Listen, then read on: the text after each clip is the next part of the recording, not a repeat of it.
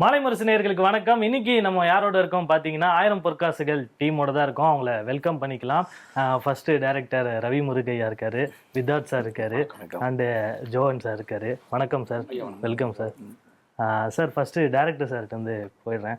Sir 1000 பொற்காசுகள் எல்லாருக்குமே reach ஆகக்கூடிய ஒரு டைட்டில். இந்த டைட்டில் ட்ரைலரும் பார்த்தோம், பயங்கர இல்லரசா இருந்தது ட்ரைலரு. 1000 பொற்காசுகள் என்ன மாதிரியான ஒரு படமா இருக்கும்? இல்லை, 1000 பொற்காசுகள் அப்படிங்கிற தலைப்பு முதல்ல நமக்கு கிடைச்சது அதுவும் ஐயா நாகேஸ்வரருடைய அந்த உச்சரிப்பில் வந்து 1000 பொண்ணாச்சு 1000 பொண்ணாச்சு அப்படிங்கிற அர்த்தம் வந்து யாராருக்கெல்லாம் தமிழ் மொழி தெரியுமோ அவ்வளோ பேருக்குமே தெரிஞ்ச அந்த வார்த்தை அது. அந்த தலைப்பு எங்களுக்கு இன்ன வரைக்கும் காத்திருந்து எங்களுக்கு கிடைக்குது அப்படின்னா அது உண்மைக்கே அது கடவுள் கிருபை தான். அது 1000 பொற்காசுகள் வந்து ஒரு நகைச்சுவை படம் தான் அது. ஓகே. சூழ்நிலை நகைச்சுவை படம். ட்ரைலரை பார்க்கும்போது வந்து நாகேஷ் சாரோட அந்த ஒரு டைலாக்ல இருந்தா ட்ரைலரே ஆரம்பிச்சிருப்பீங்க. அங்க இருந்து எடுத்த இன்ஸ்பிரேஷன் தானே சார் அது? இது வந்து இந்த கதை வந்து கோல்டன் 10 ஃபீட், 10 அடியில் தங்கம் அப்படின்னு இந்த உலகத்துல எல்லாத்துக்கும் வந்து இப்போ ஒவ்வொரு கதைகள் எல்லாம் சொல்லுவாங்கல்ல. விடாமுயற்சிக்கு ஒரு கதை, தன்னம்பிக்கைக்கு ஒரு கதை, போராட்டத்துக்கு ஒரு கதை சொல்லுவாங்க. அது மாதிரி தன்னம்பிக்கைக்கு உலகத்துல மிகச்சிறந்த ஒரு கதையா எல்லாரும் சொல்லப்படுற கதை வந்து இந்த 10 அடியில் தங்கம் அப்படிங்கிற ஒரு கதை தான் அது. இது வந்து முகவரி படத்துல நான் படம் பார்க்கும்போது அதுல வந்து அந்த ஹீரோ அவர் மியூசிக் டைரக்டரா வந்து முயற்சி பண்ணிட்டே இருப்பார். அப்போ வந்து அவர் அந்த தோல்வியை சந்திச்சு வரும்போது அப்போ ரகுவரன் சார் வந்து சொல்லுவார், ஒரு கதை சொல்லுவார். இப்படி ஒரு விஷயம் ஒன்று இருக்குடா, இதுதான் லைஃப், இதை நோக்கி நம்ம வந்து போராடணும் அப்படின்னு அந்த கதை ஒன்று சொல்லுவாரு. அந்த கதை உங்களுக்கு தெரியும் நினைக்கிறேன், கேள்விப்பட்டிருக்கீங்கல்ல? அந்த மாதிரி. அப்போ இத்தனை அடி தோண்டியாச்சு, இத்தனை அடி தோண்டியாச்சு, இத்தனை அடி தோண்டியாச்சு. அந்த 10 அடியில் தங்கமும் ஒவ்வொரு மனுஷனுமே வந்து உன்னை நோக்கி ஓடக்கூடிய அந்த அவனுடைய அந்த பயணத்துக்கும் கொஞ்சம் நெருக்கமான தொடர்பு இருக்கு. அதுதான் வந்து நான் எடுத்துக்கிட்டேன். சரி, ஓகே, நம்ம உதவி இயக்குனர் நம்ம ஒரு நாளைக்கு இந்த நாளைக்கு மழை பெய்யும் நாளைக்கு மழை பெய்யும் சொல்லிட்டு ஒரு விவசாயி எப்படி காத்துக்கிட்டே இருப்பானோ, அதே மாதிரிதான் வந்து ஒரு உதவி இயக்குனர் வந்து நாளைக்கு நம்ம பண்ணுவோம், இதெல்லாம் கனெக்ட் ஆகி ஒண்ணு சேர்ந்து அதை வச்சு நம்ம ஒண்ணு பண்ணுவோம் அப்படிங்கறதான் நம்ம அங்கிருந்து உருவானதுதான் கோல்டன் 10 ஃபீட். உண்மைக்கே அந்த கதையை வந்து யார் எழுதுனாங்களோ அவங்களுக்கு இந்த நேரத்துல ஒரு மிகப்பெரிய நன்றி சொல்லிக்கிறேன் சார். வித்தார்த் சார், நாங்க வந்து உங்களோட வெரைட்டியான பெர்ஃபார்மன்ஸை பார்த்துட்டோம். மைனால தொடர்ந்து குரங்கு பொம்மை ஆகட்டும், கடைசியா வந்து இறக்கப்பட்ட ஆகட்டும், இப்படி பார்த்துட்டோம். இந்த ட்ரைலரை பார்க்கும்போது எங்களுக்கு வந்து ஒரு மகிழ்ச்சியான ஒரு வித்தார்த்தை பாக்குற மாதிரி இருந்தது. உங்களுக்கு என்ன மாதிரியான ஒரு படம் சார் இது? பர்சனலாவே ஒரு இல்ல, எனக்கு பர்சனலா என்னன்னா, நான் தியேட்டர்ல இருக்கும்போது சீரியஸ் ரோல் எவ்வளவு பண்ணேனோ அதுக்கு ஈக்குவலா வந்து காமெடி ரோல் நிறைய பண்ணேன். காமெடி ஸ்கிரிப்ட் தொட்டுட்டால எனக்கு அது ஒரு கேரக்டர் உருவாயிடும். ஆனா எனக்கு ரொம்ப பிடிக்கும். அப்போ ஆனா சினிமாக்குள்ள வரும்போது மைனால கொஞ்சம் லைட்டா ஹியூமர் பிளேவர் இருக்கும். அப்புறம் கொள்ளைக்காரன் பண்ணோம், அதுல கொஞ்சம் இருந்தது. அதுக்கப்புறம் பாத்தீங்கன்னா சீரியஸா போக ஆரம்பிச்சது பட்டை கிளப்புன பாண்டியா. அது கொஞ்சம் நல்ல ஹியூமர் இருக்கும். ஆனா எனக்கு ஒரு காமெடி படம் பண்ணணுங்கிறது ரொம்ப ஆசை. அது இந்த 1000 பொற்காசுகள்ல நிறைவேறி இருக்கு. அது முழுக்க இது காமெடி படம்னு சொல்லலாம். அதான் இது ஒரு சிச்சுவேஷன் காமெடி தான். ஆனா ஆடியன்ஸ் என்ஜாய் பண்றதுக்குல நேற்று பிரஸ் ஷோஸ் வந்து அவங்க எல்லாம் பார்த்தவங்க, அவங்க தன்னை மறந்து ஒரே சிரிப்பலை தான். நானும் நேற்று தான் பார்த்த படம், ரொம்ப இன்ட்ரெஸ்டிங்கான மூவி. ஏன்னா எனக்கு வந்து மைனா முடிஞ்சவனே நானும் ரவி முருகா சாரும் 2 பேரும் சேர்ந்து படம் பண்றதா இருந்தது. நாங்களும் அதுக்கப்புறம் ஒவ்வொரு படம் பார்க்க இது பண்ணலாம் அது பண்ணலாம்னு ஒண்ணு. இடையில ஒரு கதையை நான் வாங்கியிருக்கேன் அவர்கிட்ட இருந்து, திருநாவுக்கரசுன்னு ஒரு கதை ஒண்ணு. இப்ப வந்து எனக்கு கிட்டத்தட்ட ஒரு 15-20 கதை அவர் கதையை நான் கேட்டிருக்கேன். அப்ப ஒரு படம் ஒண்ணு, இப்படி ஒரு படம் இருக்கு பண்ணலாம் அப்படின்னா நான் கதையே கேட்கல, வாங்க ரெடி உடனே போலாம் அப்படின்னு. தஞ்சாவூர் 4 ஷூட்டிங் ஆரம்பம், முதல் நாள் நைட்டு தான் அந்த கதையை கேட்க ஆரம்பிச்சேன். இன்னைக்கு பயங்கரமா ஒர்க் அவுட் ஆயிருக்கிறது ரொம்ப சந்தோஷமா இருக்கு. ஏன்னா எனக்கு என்னென்னமோ கேரக்டர்ஸ் எல்லாம் நிறைய பண்ணிருக்கேன். ஆனா எனக்கு ஒரு ஹியூமரா ஒரு படம் பண்ணணும், வெகுஜன மக்கள்ல போய் எல்லாரையும் ரசிக்க வைக்கிற ஒரு படம் பண்ணணும் அப்படின்னு ரொம்ப ஆசை. அந்த படம் அமைஞ்சது சார். அதே போல வந்து உங்களுக்கும் சரவணன் சாருக்கும் ட்ரைலர் பார்க்கும்போது அந்த காம்பினேஷன், அந்த கெமிஸ்ட்ரி பயங்கரமா ஒர்க் அவுட் ஆயிருந்தது. நாங்க ட்ரைலரை பார்க்கும்போதே பயங்கர அது ஒரு ஜாலியான ஒரு விஷயமா இருந்தது. அவருக்கும் உங்களுக்குமான காம்பினேஷன்? ஆமா, ஆக்சுவலி சரவணன் சார் மட்டும் இல்ல, கிட்டத்தட்ட இதுல ஒரு 12-13 கேரக்டர்ஸ் இருக்கு. அப்புறம் ஊரே நடிச்சிருக்கு இந்த படத்துல. ஆமா. இந்த 13 பேருடைய காம்பினேஷனுமே ரொம்ப இன்ட்ரெஸ்டிங்கா இருக்கும். ஒவ்வொருத்தருக்கும் வந்து தன்னை அடையாளப்படுத்தக்கூடிய ரோலா இருக்கும் இந்த படத்துல. அப்ப எனக்கும் சரவணன் சாருக்கும் மாமா மருமக அது படம் முழுக்க அது பயங்கரமா. ஆக்சுவலி லவ் எவ்வளவு ஒர்க் அவுட் ஆயிருக்கோ அதை விட ஜாஸ்தி வந்து எனக்கு எங்க ரெண்டு இருக்குமான காம்பினேஷன்ஸ் பயங்கரமா இருக்கு. சார் இந்த லவ்னு சொல்லும் போது நீங்க எப்பவுமே இன்டர்வியூ கொடுக்கும் போதே சொல்லுவீங்க, எனக்கு வந்து ரொம்ப டஃப்பான ஒரு சீன் தான் அது, ரொமான்ஸ் பண்ற சீன் தான் அப்படின்னு சொல்லி. அந்த வகையில் இந்த படத்துல பார்க்கும்போது எங்களுக்கு கொஞ்சம் கிராமத்துல இருக்க நெருக்கமான ஒரு பொண்ணு கூட ரொமான்ஸ் பண்ற மாதிரி இருக்கு. இந்த படத்தோட ஹீரோயின் கூட ரொமான்ஸ் போர்ஷன் எப்படி சார்? ஆமா, அப்கோர்ஸ் இதுல வந்து வழக்கமான ஒரு லவ்வா இருக்காது. ஒரு அதுவே கொஞ்சம் இன்ட்ரெஸ்டிங்கா இருக்கும். அதுல வந்து அவங்க அருந்ததி நாயர் அவங்க ரொம்ப பிரமாதம் பண்ணிருக்காங்க. அப்புறம் முக்கியமா சொல்லணும் செம்மலர் அண்ணம், அவங்க ஒரு கேரக்டர் பண்ணிருக்காங்க. அவங்க கேரக்டர்லாம் தியேட்டர்ல தெரிக்கும், பிரமாதமா நடிச்சிருக்காங்க சார். அதே போல ட்ரைலர்ல பார்க்கும்போது வந்து டைலாக்ஸ்ன்றது கம்மியான ஒரு போர்ஷன் தான், உங்க மியூசிக்னால தான் அதை வந்து அப்படியே எடுத்துட்டு போற மாதிரி இருந்தது. உங்களுக்கு பர்சனலா இந்த படம் எப்படிப்பட்ட ஒரு படம் சார்? டேரக்டர் சொன்ன மாதிரி சொன்ன மாதிரி இது வந்து ஒரு சுச்சுவேஷனல் காமெடி ஸ்கிரிப்ட். ஸோ இப்படி இருக்கணும்ன்றது இல்லாமல் அது வித்தியாசமாக தான் எல்லா இடத்துலையுமே நாங்கள் ட்ரை பண்ணியிருக்கோம். ஃபார் எக்ஸாம்பிள் இப்போ லவ் சீன் சொல்கிறது மாதிரி யூஸ்வலாக ஹீரோ தான் பொண்ணை வந்து சைட் அடிப்போம், ஆனால் இந்த படத்தில் பொண்ணு வந்து ஹீரோ சைட் அடிக்கும். ஸோ எல்லாமே ரிவர்ஸில் இருக்கும்.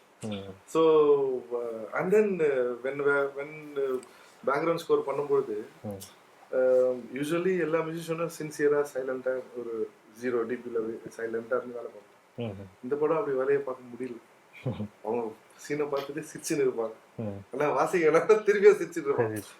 சேஃபாக அந்த மாதிரி ஒரு கனெக்டிங் டு ரியாலிட்டி லைஃப் ஸ்டைலில் கேட்டால் என்னன்னா லைக் எல்லா மனிதனுக்குள்ளேயும் ஒரு குணம் இருக்கும் இல்லையா, உள்ள ஒளிஞ்சிட்டு இருக்கும்.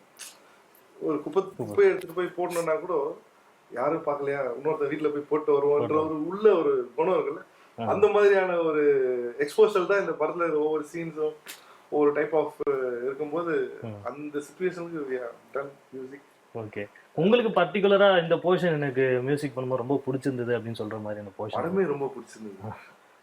அதாவது enjoyed a lot, not only myself, என் கூட ஒர்க் பண்ண நிறைய லெஜெண்ட்ஸ் மியூசிஷியன்ஸ் ஆல் எல்லாருமே சொல்றது என்னன்னா, ஒரு சீன்ல ஃபர்ஸ்ட் இவர் சூப்பரா நடிச்சிருக்காருன்னு விதாத் சார சொல்லுவாங்க. திருப்பி அடுத்த வாட்டி இந்த டைலாக் செம்மையா இருக்கு. அப்போ எனக்கு என்னன்னா இன்னும் ரொம்ப அதிகமா வேலை பார்க்கணும், ரொம்ப அதிகமா வேலை பார்க்கணும் அப்படின்ற மாதிரி இருந்துச்சு. அந்த entire movie it's my very ஃபேவரட்டான ஒரு சப்ஜெக்ட். அண்ட் இந்த மாதிரி ஜானர் வந்து ரொம்ப ரேரா தான் கிடைக்கும் மியூசிக் டைரக்டர்ஸ்க்கு. நீங்க வேற ரெஃபரன்ஸே எடுக்க முடியாது அந்த மாதிரியான ஒரு type of technically I'm just telling. அப்போ இந்த படமே எனக்கு ரொம்ப ஒரு ஃபேவரட் மூவி. அண்ட் தென் அந்த எண்ட்ல வர சாங்லாம் டைரக்டர் சார் தான் தேங்க் பண்ணணும். என்னன்னா யூஸ்வலி அந்த மாதிரி அலோவ் பண்ண மாட்டாங்க நிறைய பேர். சார் படத்தோட டைட்டிலுக்கு ஏற்ற மாதிரி 1000 பொற்காசுகள் அப்படின்ற மாதிரியே மக்களுக்கும் நீங்க 1000 பொற்காசுகள் வழங்குற மாதிரி ஒரு டிக்கெட் வாங்கினா ஒரு டிக்கெட் ஃப்ரீ அப்படின்ற ஒரு அனௌன்ஸ்மெண்ட்டை பண்ணியிருக்கீங்க. இந்த ஐடியா எப்படி சார்? இது வந்து முழுக்க முழுக்க இந்த படத்தை இந்த இடத்துக்கு கொண்டு வந்தது கேஆர் சார். அவர் தான் வந்து ஃபர்ஸ்ட் டைம் வந்து படம் பார்த்தாரு. சுப்பிரமணியன் இதில் நடிச்சிருக்காரு, ஆசாரி கேரக்டர் ஒரு பின்னி எடுத்திருக்காரு ஒரு கேரக்டர், வெற்றிவேல் ராஜா அப்படின்னு சொல்லிட்டு ஒரு கேரக்டர். அவர் ரொம்ப பிரமாதமா நீங்க அந்த ஃபர்ஸ்ட் பார்த்த அந்த ஐயா நாகேஷுடைய ஒரு ஒரு உடல் மொழி இருக்குல்ல, அவ்வளவு இருக்குமான்னு தெரியல. ஆனா கிட்டத்தட்ட ஒன்று பண்ணியிருப்பாரு. அதில் ஒருவேளை அவருடைய வைப்பு இங்கே உள்ள வந்துச்சான்னு தெரியல, சொல்ல முடியாது. ஒரு இல்ல அந்த டைட்டில் யூஸ் பண்ணதுனால ஒருவேளை ஐயா தான் வந்து இந்த பக்கமா ஆவியா வந்து உள்ள பூந்து வேலை செய்யறாரான்னு தெரியல. இருக்கலாம் ஜோகன், எல்லாம் இயற்கை தானே.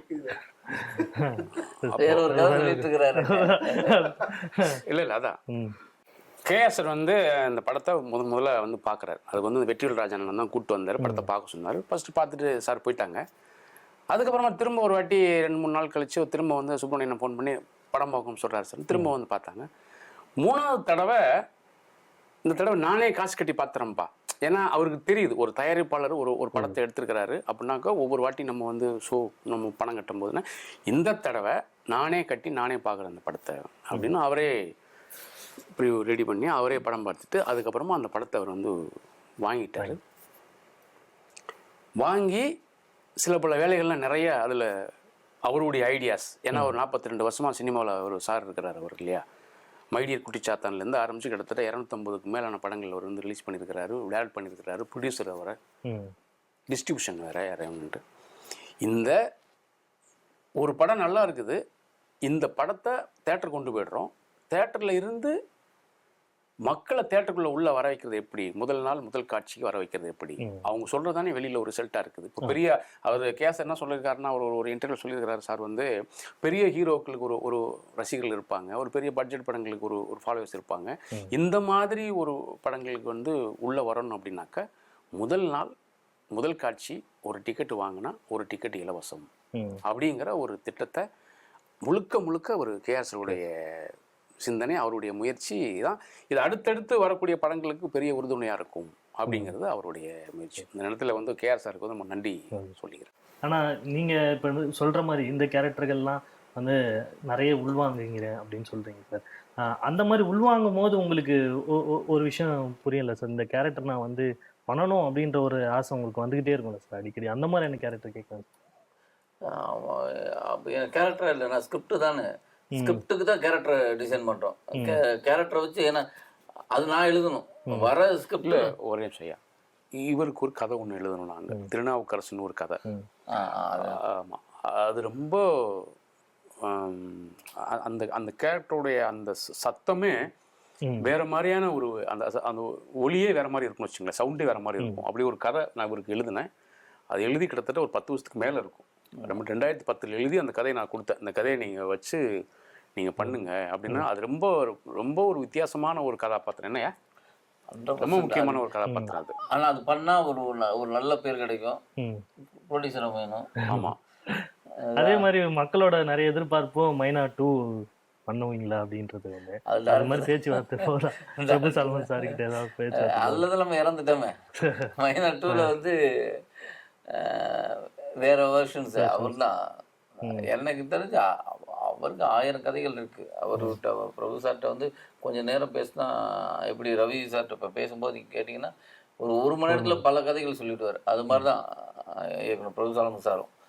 அவருக்கு நினைச்ச கதைகள் எடுக்கிறதுக்கே இந்த ஜென்மம் பத்தாது, அவ்வளோ கதைகள் இருக்கு. சார் ஃபைனலாக சொல்லுங்க சார், ஆடியன்ஸ் வந்து தேட்டருக்கு எதுக்கு 1000 பொற்காசுகள் படத்தை பார்க்க வரணும், என்ன அவங்க எடுத்துட்டு போவாங்க? இது வந்து முழு நீள நகைச்சுவை படம். முதல்ல ஒரு சிச்சுவேஷன் ஹியூமர் தான் இந்த படம். இந்த படம் பார்த்துட்டு போனதுக்கப்புறமா அவங்கள எதை எடுத்துக்கிறாங்களோ, எந்த தகவலை எடுத்துக்கிறாங்களோ, அதில் இருக்கக்கூடிய என்ன செய்தி எடுத்துக்கிறாங்களோ இல்லையோ, ஒரு நகைச்சுவை கண்டிப்பாக மைண்டில் ஏற்றிப்பாங்க. ஒரு விஷயத்தை வந்து ஒரு ரைட்டு இப்படி, அதான் சொன்னேனே முதல்ல சொன்ன மாதிரி, 2 பேர் சண்டை போட்டுக்கிட்டாங்க அப்படின்னாக்க அந்த காரணம் இது சரியானது கிடையாது அப்படின்னு 3ஆவதாக பார்க்குற நமக்கு இருந்தேன்னா, பாரு தேவையானவங்களுக்கு அப்படின்னு நம்ம ஒன்று சொல்லுவோம் இல்லைங்களா, அதுதான் படம் முழுக்கவே இருந்துக்கிட்டே இருக்கும். நல்ல ஒரு மனநிலையில், நல்ல ஒரு திருப்தியாக, ஒரு சந்தோஷமான ஒரு இதில் வந்து அவங்களுக்கு கிடைக்கும் நாங்கள் நம்புகிறோம். Okay sir, final words about மாலை முரசு நேயர்களுக்கு என்னுடைய பணிவான வேண்டுகோள் என்னென்னா, எல்லாரும் நேரம் பார்க்கும்போது உங்கள் படங்கள் ரொம்ப நல்லா இருக்கும் அப்படின்னு நீங்கள் சப்போர்ட் பண்ணுறீங்க. இந்த படத்தை நீங்கள் தியேட்டரில் போய் பார்த்தா தான் இந்த மாதிரி படங்கள் என்னை வச்சு எடுக்கிறதுக்கு நிறைய தயாரிப்பாளர்கள், நிறைய இயக்குநர்கள் வருவாங்க. கண்டிப்பாக தியேட்டரில் போய் படம் பாருங்கள், உங்கள் ஆதரவை எங்களுக்கு கொடுங்க. கண்டிப்பாக சார், நிச்சயமாக படம் பெரிய வெற்றி பெறணும்னு மாலை முரசு சார்பாக நாங்கள் வாழ்த்துக்கள் தெரிவிச்சோம். நன்றி.